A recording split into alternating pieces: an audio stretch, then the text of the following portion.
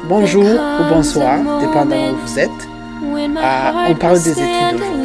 Il y a quelqu'un qui m'a dit que les études faites ne sont pas proportionnelles à la réussite dans la vie. Et je pense qu'il avait vraiment totalement raison, parce que si vous regardez de tout près, c'est pas tout le monde qui réussit dans la vie parce qu'il a fait de hautes études. Bien que nous encourageons nos enfants à faire beaucoup d'études, de hautes études, mon fils, ma fille, tu seras ingénieur, tu seras docteur, tu seras avocat. La vie peut en décider autrement. Bon, j'essaie de comparer la vie de l'école et la vie de l'extérieur.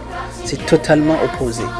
Ça, c'est normal. Il y a des gens qui n'ont pas fait de hautes études, mais qui réussissent facilement dans leur vie. À un certain moment, on peut nous rendre compte que nous avons une idée sur le monde qui est souvent bien éloignée de la réalité.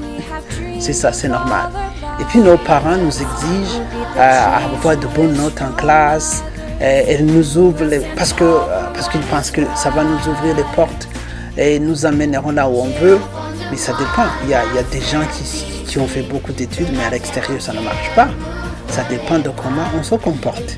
C'est-à-dire que le marché du travail n'est pas capable d'absorber suffisamment des flux massifs de diplômés de haut niveau. C'est ainsi que les gens appellent ça l'inflation scolaire. Quelle est la différence entre l'école et la vie? Vous savez, à l'école, on n'aime pas les gens qui ne réussissent pas. Il faut avoir de bonnes notes et puis on peut prédire ce qui va se passer. Si tu réussis, c'est que tu as une bonne note. Si tu ne réussis pas, c'est que tu n'as pas une bonne note. Par contre, dans la vie, c'est imprévisible, on ne sait pas ce qui arrive demain. Et en plus, la vie aime les gens qui échouent, qui essaient de refaire la même chose ou de changer les stratégies. Alors la vie aime les gens qui essayent et aime les gens qui échouent. L'école est structurée, c'est-à-dire que il faut aller à l'école à midi, 6 mois, et après tu avances dans une autre classe. Mais la vie n'est pas structurée. La vie, c'est un combat de tous les jours.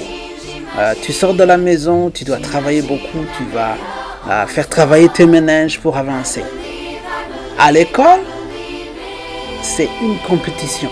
Tu dois être le premier ou la première. Il faut être la première à donner les devoirs, tout ça.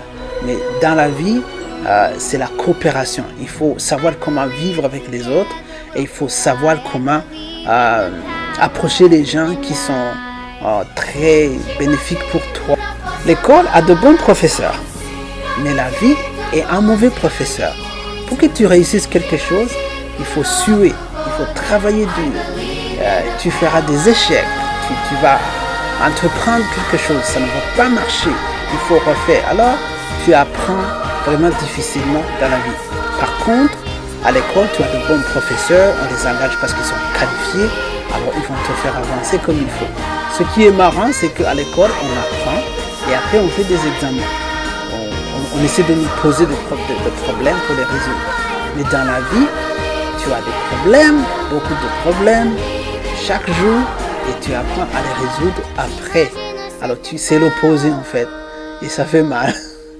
Souvent, on exige aux enfants de faire ce qu'on veut, mais à la longue, quand ils auront le droit de décider, souvent ils changent. Et c'est leur bonheur qui est en jeu. Il faut laisser les enfants choisir ce qu'ils aiment. Et il faut parler aux enfants la vraie vie que nous menons. Il faut impliquer nos enfants dans nos activités quotidiennes. Je voulais vous dire ceci, c'est une opinion personnelle. Les enfants peuvent aller très haut s'ils sont capables, mais il faut qu'on les enseigne les bonnes manières, le savoir-vivre de l'extérieur, parce que être un médecin, être un ingénieur en ceci, en cela, ne garantit pas avoir une bonne vie. Ça dépend de comment on se comporte. Merci beaucoup. Limo TV, au revoir.